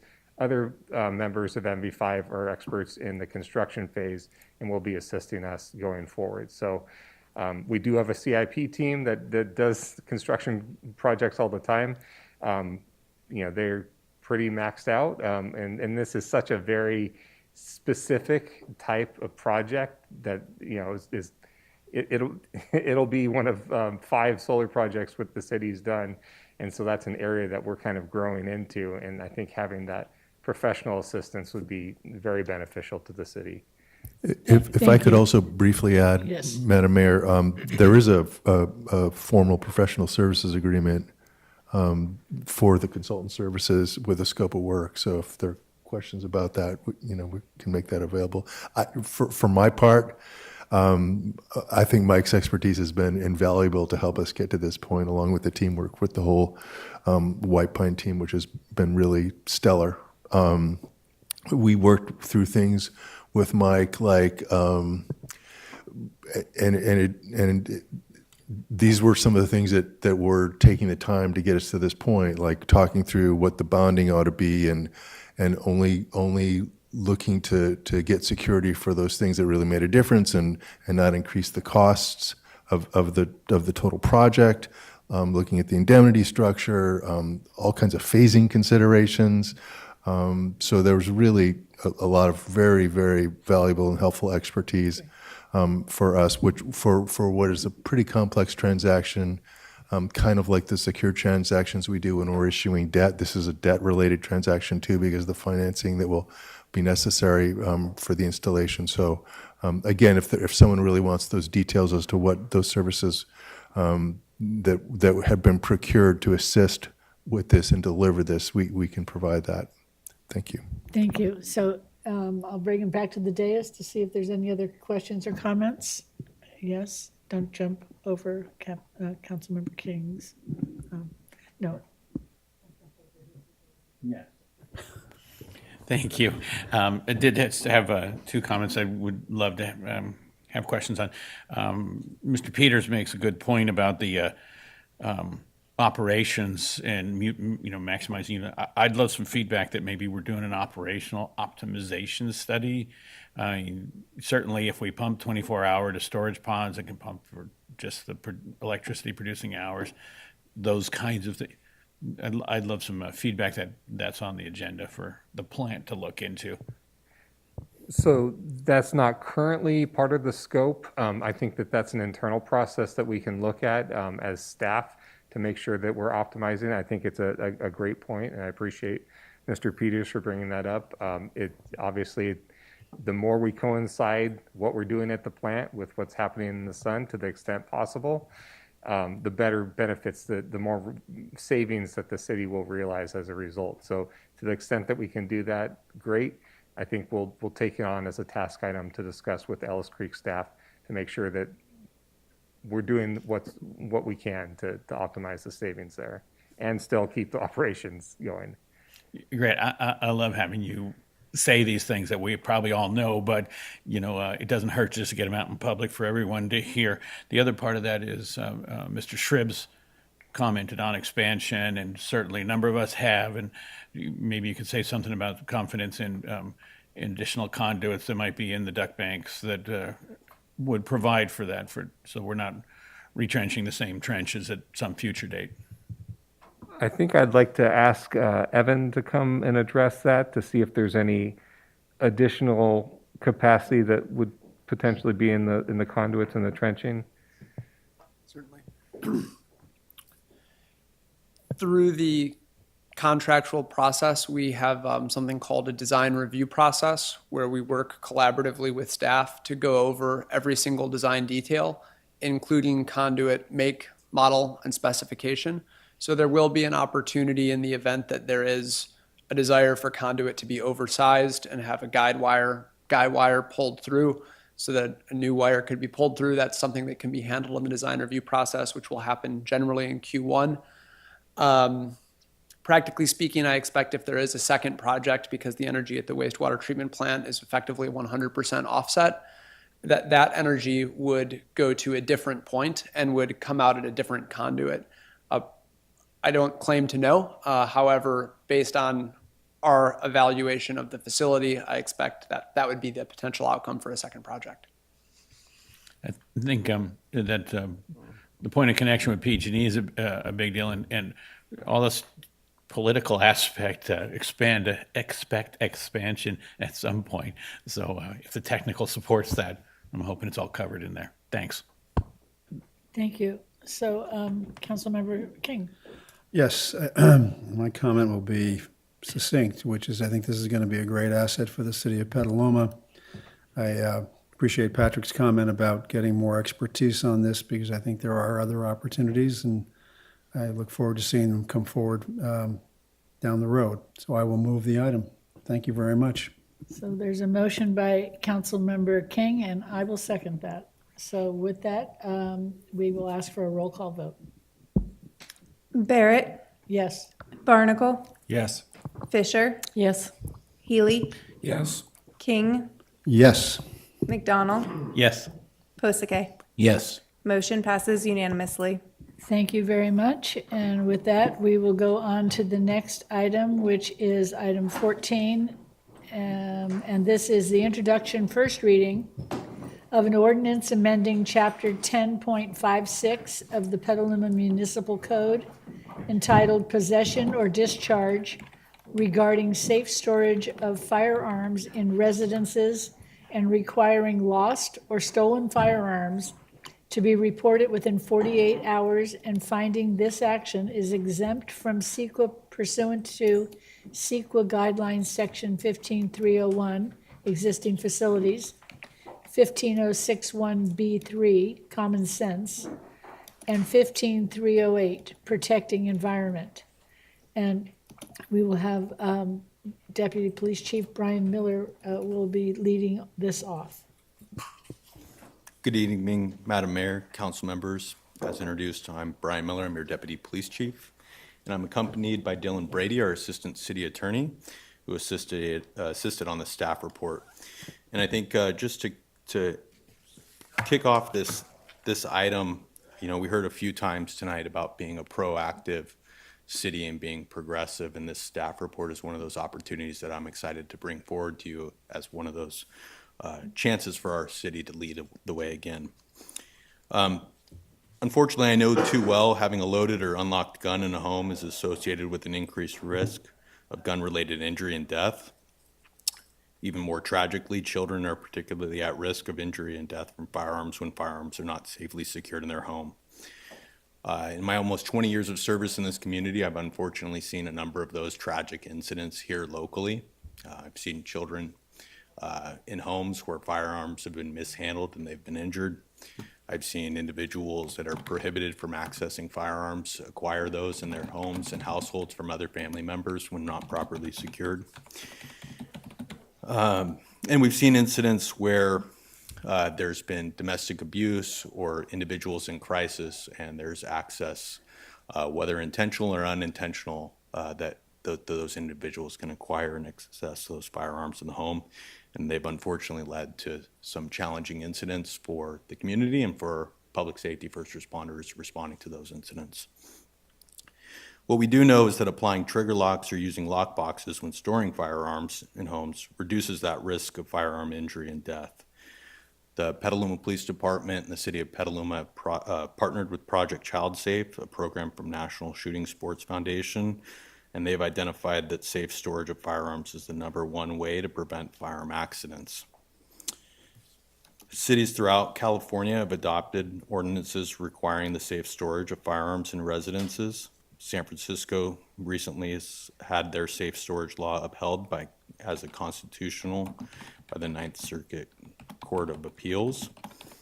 And they found that in that incident, San Francisco's lock storage law served a significant government interest by reducing the number of gun-related injuries and deaths from having unlocked handguns in the home. A number of other California municipalities, numbering of at least 20, have also adopted similar safe storage ordinances such as that being presented tonight. Unfortunately, existing state law provides some gaps in the legislation that we're seeking to fill tonight. The current law prohibits keeping firearms within a premise where the person with custody or control of the premises knows or reasonably should know that a child or person prohibited from possessing a firearm is likely to gain access to the firearm, where the child or prohibited person obtains access to a firearm and injures someone or carries the fire off premises. Existing law also requires persons leaving handguns in an unattended vehicle to lock them in a container placed out of plain view, or lock the handguns in a locked container permanently affixed to the vehicle's interior, not in plain view, or lock it in a utility box. However, there's no state law that currently requires safety devices such as lock boxes or trigger locks to be used on firearms stored in residences. It's not uncommon for first responders to enter a home and on an unrelated incident encounter a firearm not secured and accessible somewhere in the home. Keeping a firearm locked when it's not being carried ensures that it cannot be accessed and used by others without the owner's knowledge or permission. In 2008, a report in the Journal of Urban Health noted that more than 500,000 firearms are lost and stolen from private residences each year. Accordingly, safe storage laws can help prevent the theft of firearms left unattended at people's homes. Additionally, this item is also attempting to reduce the time in which individuals that may have had their firearms lost or stolen, shorten the time of reporting from 5 days to 2 days. We note that generally there's a number of good benefits from timely reporting. One, it can protect the actual owner of the firearm. So if their firearm is used unknowingly in an incident, it's reported timely and they can not be included in that investigation, or they can quickly be discounted as for having any involvement. We also know that it can help detect or locate firearms more quickly. It helps us identify individuals that may have access to a firearm that shouldn't and disarm them. And it also creates some opportunities so there cannot be false claims that a firearm was knowingly or unknowingly used by another individual. Ultimately, it also makes owners of firearms be more responsible and accountable for their weapons. Recently, the city of Morgan Hill adopted a similar reporting law, which required the theft or loss of a gun be reported to the police within 48 hours, and that was upheld and found to be preempted by California law. So tonight's ordinance would add regulations requiring all firearms and precursors to firearms to either be stored safely in a locked container or locked with a triggering device. Additionally, the proposed ordinance would require people whose firearms is stolen or lost to report the missing firearm to the Petaluma Police Department within 48 hours of discovering that firearm that's missing.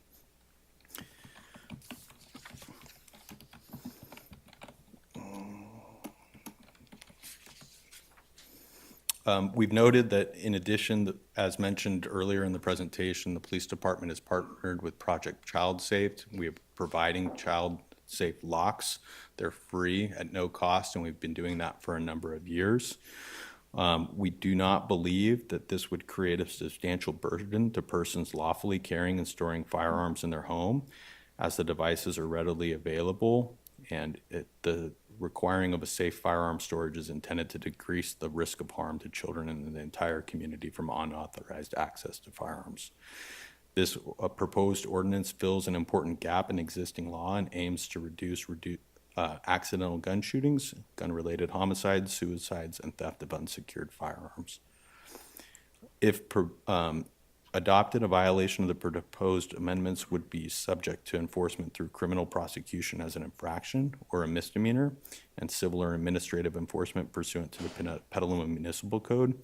And each of these incidents would be handled distinctly and as a separate offense and uniquely based on the circumstances. We've also done some public outreach. We heard earlier in the year, I believe in public comment in one of these meetings, from Moms Demand Action requesting the city to evaluate such an ordinance. We've looked at other model agencies with heavy assistance from our city attorney's office to identify the one most appropriate for our jurisdiction, which is proposed here tonight. And also through ongoing partnership and relationship with the Petaluma City School District, and specifically Assistant Superintendent Maite Uridi. This Petaluma City Schools has entered a joint resolution between Petaluma City and Petaluma Joint Union High School Districts regarding firearm storage obligations, and they have an intent to update their student handbook on proper procedures for the family household. And should the ordinance as proposed be adopted, we also intend to have city staff work with our local gun dealers to ensure that there's adequate outreach and public education on this. We've also talked internally about having members of the department specialized and trained in firearm safety conduct public safety videos, not only on proper storage procedures, but also how to properly affix and use a trigger lock or locking device or a storage device. This proposed ordinance also aligns and follows a number of city goals. Goal 4A is a safe community that thrives, maintaining and enhancing public safety and prepare emergencies and disasters through crime and fire prevention and traffic safety. Clearly, this is consistent with what we are working to educate the community on best practices and procedures to increase public safety, not only community-wide, but also in the household. We also feel that reducing access to firearms in the home will hopefully lead to less incidents of injury or death, which would allow public safety staff and EMS staff to be available for other calls for service in case of other emergencies. And we also, Work Plan 78, improve public safety through proactive crime and fire prevention activities. As previously mentioned, we continue to do numerous educational campaigns on ways to reduce risk and prevent crime or injuries to self or community members. We don't anticipate there being any financial impacts of this. Indirect costs may include actually having less police resources devoted to investigating lost or missing firearms, as we're going to get more timely reports or hopefully find that a firearm's been reported on the onset of an incident rather than learning of it and having to work backwards, which is a considerably much more lengthy investigation. And so the alternatives to tonight's proposed ordinance are that council may choose to not adopt the proposed ordinance or to adopt the ordinance with changes at the direction to staff. Thanks, Brian. And I'll just add to that real quick. This ordinance was modeled off a model ordinance of the Gifford Law Center on gun violence, as well as 21 other jurisdictions, including Morgan Hills, that was most recently upheld by California courts. Like Brian said, the Petaluma Police Department already through the Child Safe Gun Lock program provides these safety devices, so we don't feel it's that big of a burden for gun owners, as well as the penal code requires licensed gun owner or sellers every time they sell or transfer a firearm to also require a locking or storage device that is listed on the DOJ's website. So this is covering a gap. While the licensed gun owners are required to, with the purchase, to have these, they're not required to keep them and actually use them. Other gaps that this covers is for vehicles, the penal code only allows handguns, requires handguns to be locked or stored. So under our ordinance, this includes long arms like shotguns, rifles. There also is a gap in the penal code where, like Brian said, it's under a negligence standard for criminal possession and storage. Here it is clearly if the gun is either locked or not locked, then you won't be in violation of the ordinance. And the penal code doesn't include firearm precursors, which we define here as in the penal code's definition of precursors. So this also requires them to be stored as well. So happy to answer any questions. Thank you very much. So I will ask if there's anybody on the council who has a question regarding this issue. Councilmember McDonald. Thanks. A couple of easy ones, I hope. Are we looping, I appreciate what you're doing with the schools and coordinating with schools. Are we looping WA and Adobe in the conversations? Informationally. Yeah, absolutely. I think we are through a variety of different projects discussing both school safety plans, emergency planning, and situations like this. We're engaging and will continue to engage with all of our local schools. We commonly encounter that residents are attending schools both in and outside of the city limits and vice versa. So we have that relationship in place already and are already in progress or process with a variety of other projects with those specific schools and could easily incorporate them in this. Great. Thank you. The other thing we're thinking about is this really addresses a certain class of problem, accidentals in the home. And I love what we've done with having an annual turn-in program. So my question is the turn-in program intended to be annual? Is that going to be a regularly available program? I think we would welcome the buyback. I think we're calling it, yeah. Yeah, I think we would welcome that. We were proud to lead the way for the county and be the first city in Sonoma County to host one of those events. I think our staff is committed to it. We saw a broad range of community support and engagement through that event, and I really think that just supplements and augments programs like this. If there's individuals that no longer have a need for or have an unwanted firearm in their home, we'd welcome the opportunity, whether through a gun buyback event that we could easily host annually, or at any time if they were to come into the police department, they can turn that in and we'll process that. And that goes in line with these reporting requirements that we're looking to reduce the timeline for reporting. So reducing opportunities for access to firearms in the home, increasing the safety and security of those when they're not in use. Those are all things that we look forward and think add value and benefit to the community. Great, thanks. Vice Mayor Posake. Thank you, Madam Mayor. You mentioned being in conversation with the gun sellers, as this gets moved forward. I wonder if you can say how many gun sellers we have in town? I haven't seen that number. Can you? I would have to check and inquire, but we regularly work with our local gun dealers and Department of Justice. It's not uncommon for individuals through their normal registration process. If there's an issue that comes up with that, we contact our gun dealers and follow up with them. So we have long-standing relationships there. We have a few handful of gun dealers. My interactions with them here locally have also been positive, where I think they also recognize the value of having responsible gun owners that recognize the importance of properly securing their firearms. As Dylan mentioned, there's a variety of safety tips and commonly accepted devices and tools and storage options out there that are commonly recommended even at point of sale and available in our gun dealers here locally. And I think that they would welcome and encourage and support us and look for opportunities to increase the safety and security of their users. Not seeing any other questions on the dais, I will ask our city clerk if she's received any public comment on this item. Yes, Madam Mayor, we received 3 public comments prior to the meeting, which are posted online with the agenda packet. Thank you. I have one speaker card on this item for people who are here at the City Hall. And we will check with people online to see if there's any people online. But I will start with the person.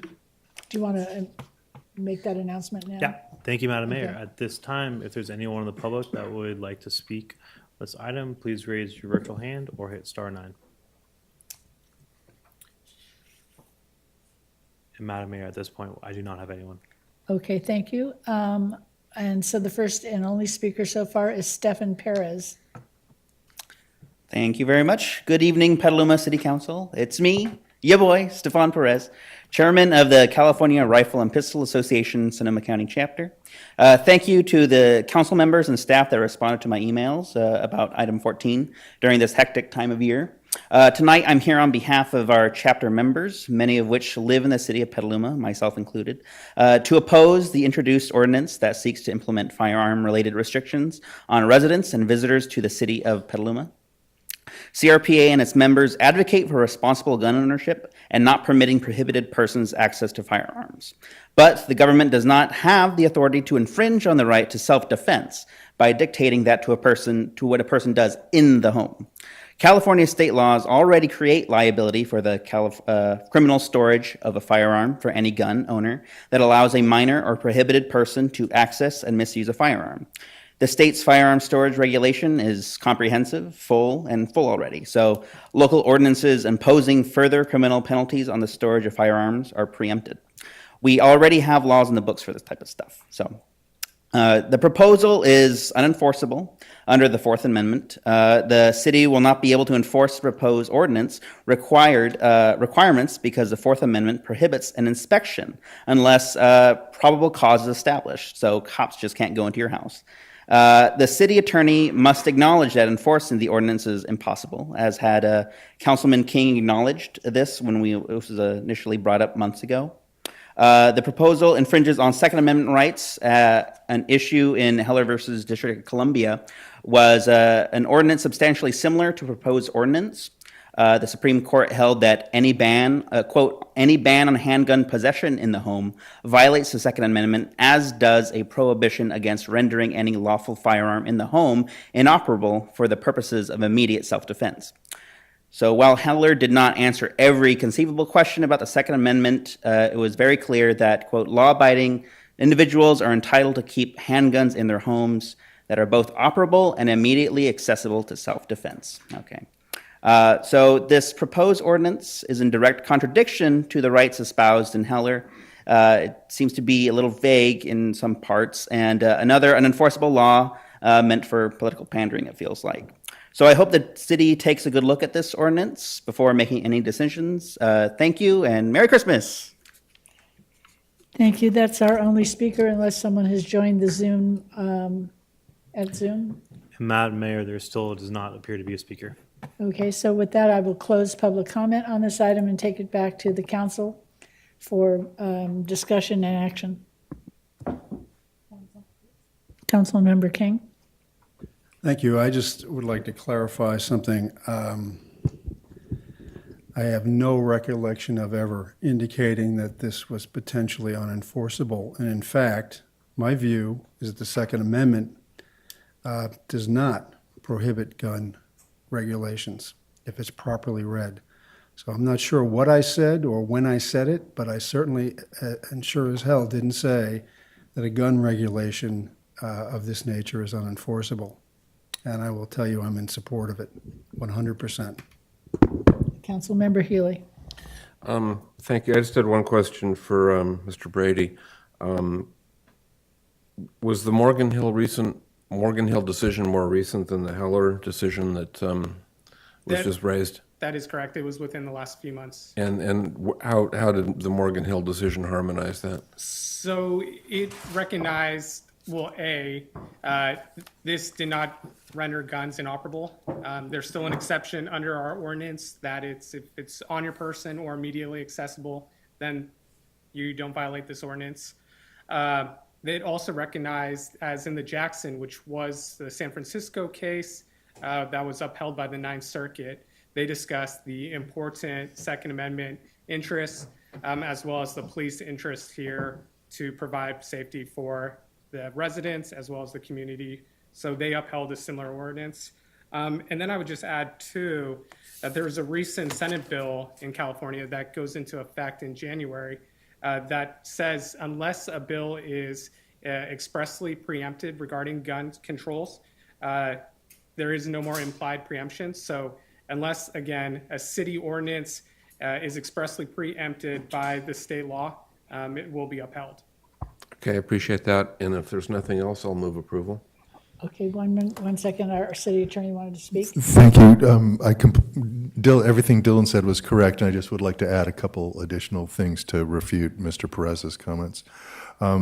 So the Heller case preceded the San Francisco case. The San Francisco case upheld before the Ninth Circuit San Francisco's similar ordinance under Heller and focused, it was purely a Second Amendment analysis that they conducted.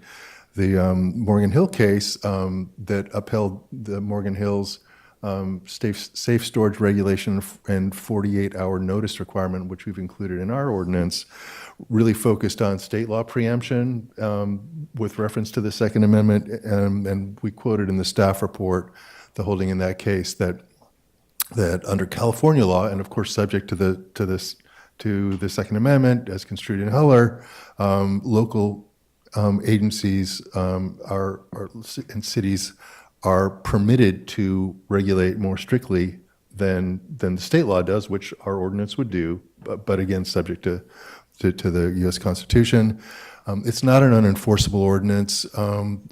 Petaluma Police are busy providing public safety services. They're not going to be knocking on doors to ask about people's weapons, and they would need consent to be able to come in. But where I see this, besides its deterring effect and its informational effect, where I see it coming into play most likely is going to be in those incidents to which our police department members respond to calls regarding domestic violence or welfare checks under the Welfare and Institutions Code, where they don't only have the right but also the duty to make a determination in those instances if firearms are present and they're a danger, to take them into custody. And those laws have been upheld under the U.S. Constitution. And those will be the instances when it will be clear, I think, to the officers whether there may be, in addition to what other safety threats are happening, violations under the ordinance should the council adopt it. And Brian, I don't know if you want to elaborate on that, I'll just add too, also lawful vehicle stops too is a good opportunity, I think, to enforce this ordinance here. Yeah, I would echo both of those. I mean, for context, since January 1 of 2020 to basically last week, we've collected and taken into evidence over 315 firearms. We're encountering them quite regularly with growing frequency. And like City Attorney Danley mentioned, you know, it's a pretty unnerving experience to be in a domestic family dispute situation where there's a firearm present but not involved.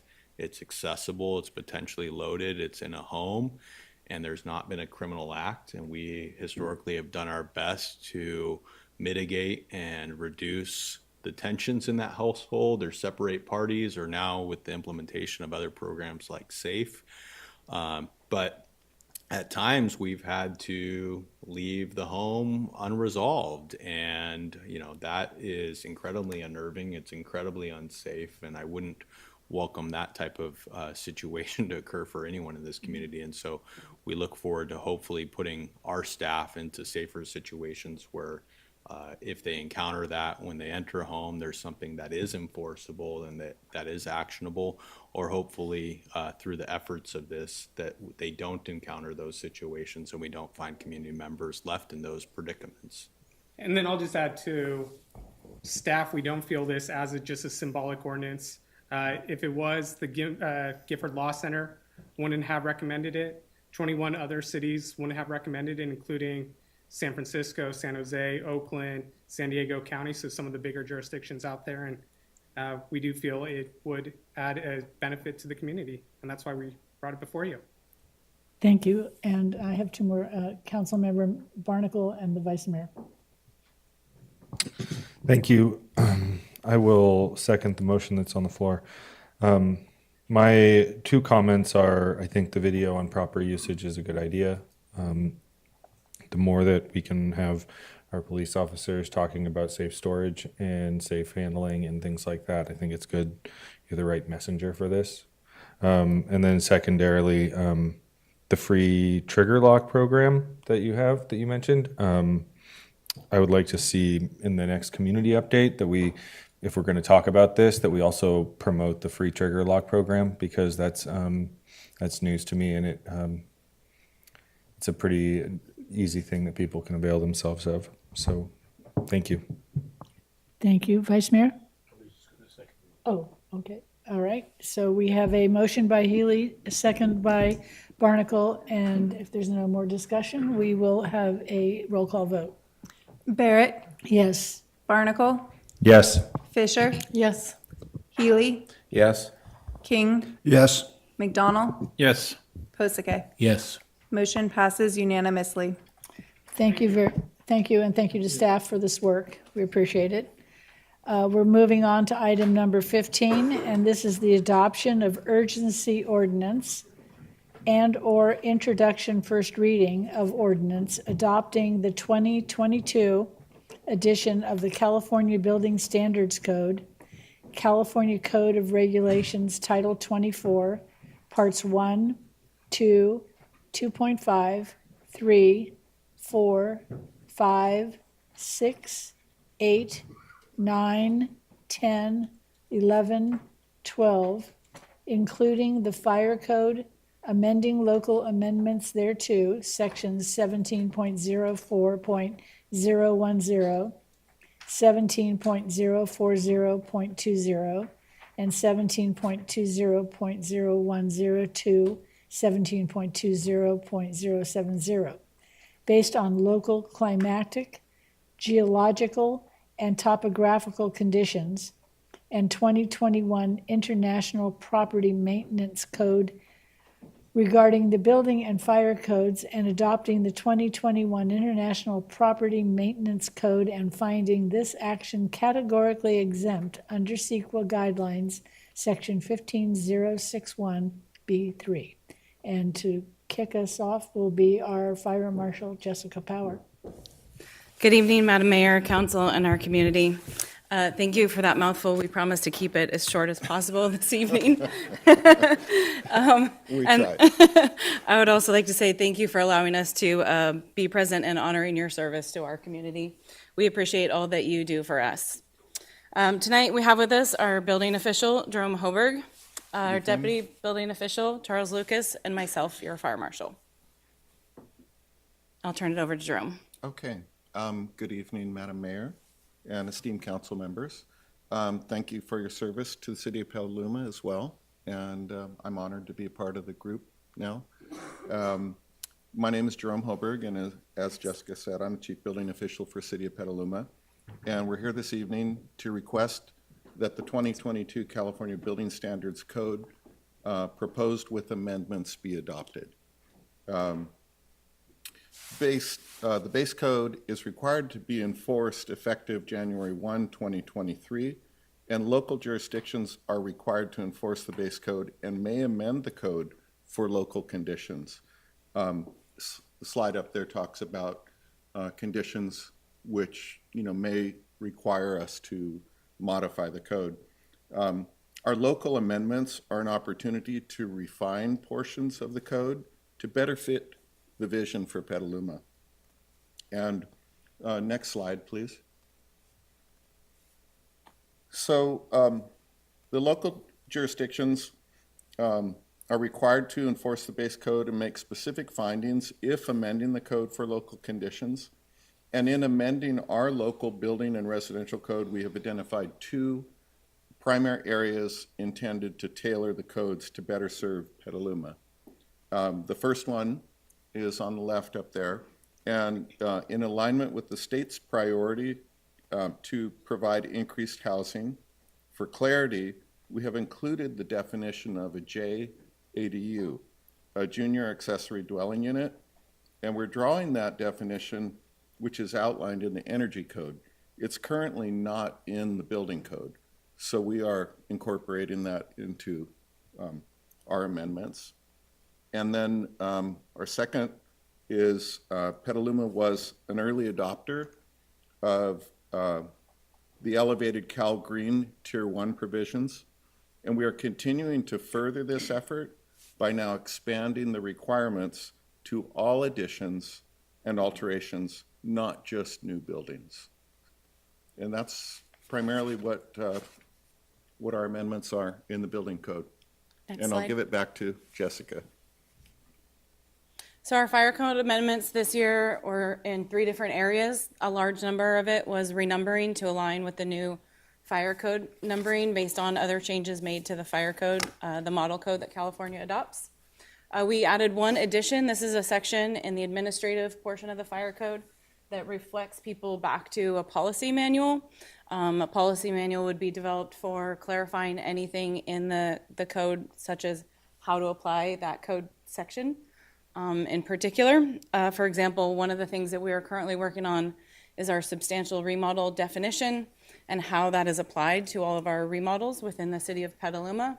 And that'll give specific examples how to and what all of that means for contractors, designers, architects, homeowners, business owners, or anyone else that might reflect that.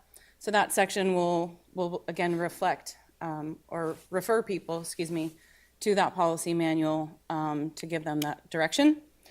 We also deleted 3 sections within NFPA 13D and 13R. Those are the standards that the fire code references for fire sprinklers in single-family dwellings and multifamily dwellings. And we deleted those because they are now in the model code in California, so it was duplicative to have them in our fire code. And that is all. Turn it back to Jerome if we have any questions. We are open to any questions that you may have. All we have. Okay, I will ask the, well, first of all, I'll ask our city clerk if she's received any public comment on this item. Yes, Madam Mayor, we did receive one public comment, which is posted online with the agenda packet. Okay, thank you. And I have no speaker cards for people who want to speak here. But before we get to the public comment, I will just ask if anybody in the council has questions about this. Councilmember Healy? Thank you. So this is more of a question for the city attorney than the presenters. Sorry. If we were to adopt both of the urgency ordinances, do we still need to do the first readings of the regular ordinances? Yes, because if it pleases the council, because we don't like to rely on a long-term basis on urgency ordinances. And the urgency ordinances have automatic repealers, so they'll just stay in effect until they're replaced by the regular ordinances in the way it's presented. And it's just for a timing reason that we're doing that tonight. Councilmember Healy, and we can. Okay, I appreciate that. Thank you. Councilmember McDonald? Thank you. A couple of questions. So the new net metering rules that are coming out, And the old code said we had to, new buildings have to have a certain amount of photovoltaic on them. Is there industry conversation about how those are going to go opposite of each other? It's a disincentive on the net metering, and yet we're still pushing on this. Is there conversation in the industry? Answer that? Oh, no, you could, you need to come up and speak into the microphone because you're not just speaking to us, you're speaking to the future. Thank you. I am not familiar with net metering requirements and how they may be changed by our ordinance. My understanding is that any metering requirements that are in the electrical code, for example, or the energy code would not be altered by our amendments. So if those provisions are in the new codes, then we won't be changing them.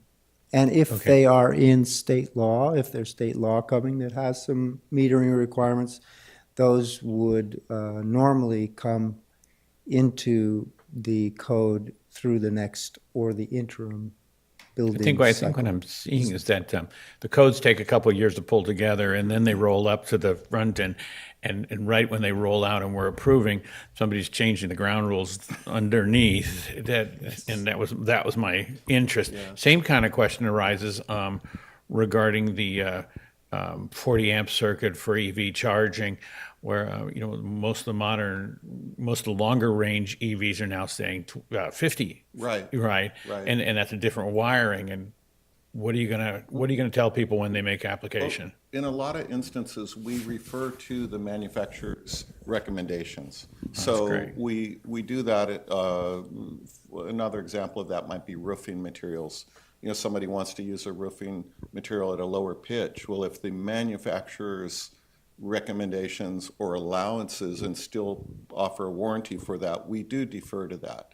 So code may say 4 and 12 minimum, but the manufacturer may say this stuff works at 2 and 12. So similarly, if someone has a particular brand of a charger that's requires a 50 amp, then that is what we would require. Thank you. Perfect. Yeah. Because we never get to chat, I'm going to digress slightly. Gray water is probably not heavily touched in this, but I've requested several times that when a remodel comes through, if we could have a stamp that says, right here is a great use for putting in the gray water three-way valve. It's tremendous. I mean, do we advise people on that and stamp their plans with opportunity rather than requirement? Ever. We make recommendations. We do make recommendations. Many times, the applicant only has to do what they're required. For example, by us adopting Tier 1, it becomes a requirement. Currently, if it wasn't adopted, it's a recommendation. It's optional. But by bringing it into our code, it becomes a requirement. Now, in the gray water, we've had conversations about that valve specifically. And Charlie, you've had some experiences. We discussed this in detail. Yes, I could speak on the gray water valve if you'd like. Just whether we're proactive. Yes. Because we want to be proactive on this matter. Yeah. Yes, there's probably always room for improvement on that. But when people ask questions, certainly we're giving them information on the gray water. I find that designers often miss, and you're the more knowledgeable than the designer or resident. So I'm hoping really proactive. We encourage the gray water. Well, the situations that we've come up with is installing the valve, but without having the whole system. That can create a problem if the valve is switched and the rest of the system isn't installed. So by just putting the valve in, it's not fail-safe, but we are there should always be a cap on that. About this. Yeah. Yes. That's a good idea, having it. And then from the public, I noticed there was a concern about fire sprinkler systems on property. And I'm wondering on smaller remodels, 1,000 square foot, 50%, does that require a new meter typically to provide that? Does it require a new lateral to provide fire sprinkler service? So it's quite dependent on what their existing service is. The fire sprinkler systems themselves generally can be serviced by a 3/4 inch water meter. The water department has been requiring that they upgrade to a minimum inch water meter for about the last 4 years. Those instances generally occur in our older housing stock, where all of our newer housing stock generally has a 1-inch water meter. So it's quite site specific.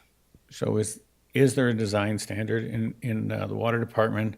The water department has a design standard, correct? So, and is it a requirement under codes that it's not a flow test? You just got to put in the 1-inch? Correct. The water department has the standard that they're requiring the 1-inch water meter. For fire sprinkler designs, you could design most systems to a 3/4 inch water meter. But the city will require a new. Correct. Anyway. Okay. Correct. Thanks. You're welcome. And by the way, I just wanted to reference that Charlie Lucas is our Deputy Chief Building Official, so thank you, Charlie. Yes. Okay. Thank you. So I'm not seeing any other hands raised for questions, and I have no speaker cards for anybody here in the city hall.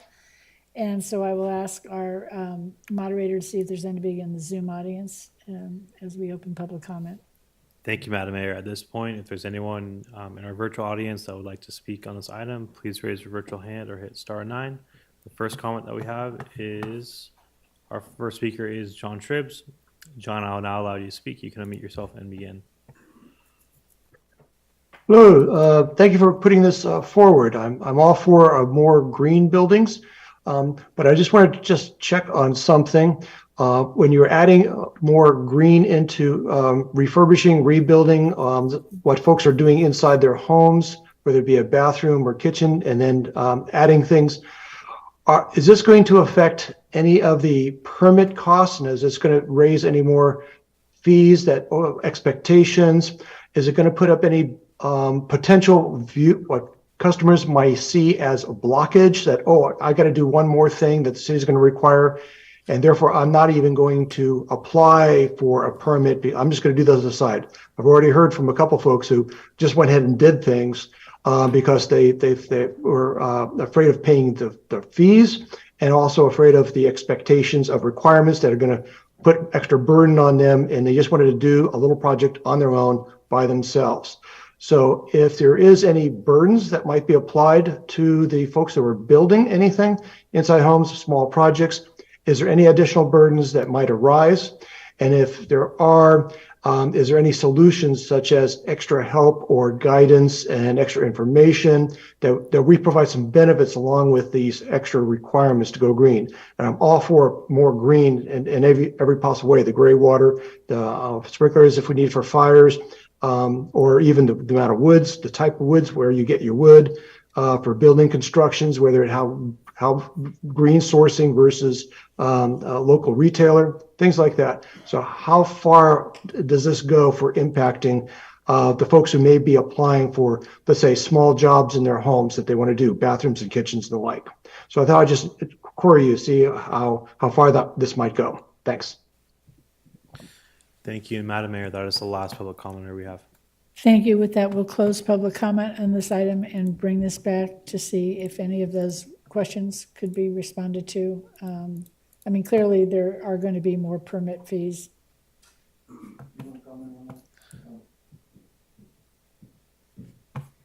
I could comment generally on the problem of compliance with the code. So it's always a challenge for communities to make sure that people comply with the code. And every time that the code changes, there's a learning curve for both contractors and owners and our own staff to learn those things. We don't believe that the code that we have adopted in Petaluma is extremely more difficult to comply with than the state code. There is how would you say, an incremental cost for CalGreen, but it's something that's a value of our community and something that we're promoting, and it covers many different types of building elements like plumbing and recycling, and many different parts that are not in the regular code. So, Madam Mayor, we can comment on that as well. For the fire sprinklers, there is a permit for fire sprinklers, if that is part of the installation and the project, but it's not an additional fee, something new in a sense that wasn't there before. And Jerome can comment on that, Tier 1. In listening to the question regarding additional costs, I don't foresee any additional costs based on the Tier 1 or the Cal Green, and our permits are typically on the valuation of the project. So on a small project, the fees are going to be minimal, and as more efficient appliances and equipment become available, they become more cost effective. We try to put information on the website as far as any kind of resources, and we will be working on doing that. So I really don't anticipate large additional costs, particularly on smaller projects with that. Does that answer your question? Yes, I think that answers the question that was asked, yes. Okay, so thank you. Any comment or questions from council? No, so Councilmember Healy? You ready for motion? Yes? I will move attachments 1 through 4. Okay, and who will second that? Councilmember King? I will second that. Okay, we have a motion by Healy and a second by King, and we'll have a roll call vote. Barrett, Yes. Barnacle, Yes. Fisher, Yes. Healy, Yes? King, Yes. McDonald, Yes. Posake. Yes. Motion passes unanimously. Thank you very much, and with that, we will adjourn today's meeting in memory of Fred Schramm. So, good evening and goodbye.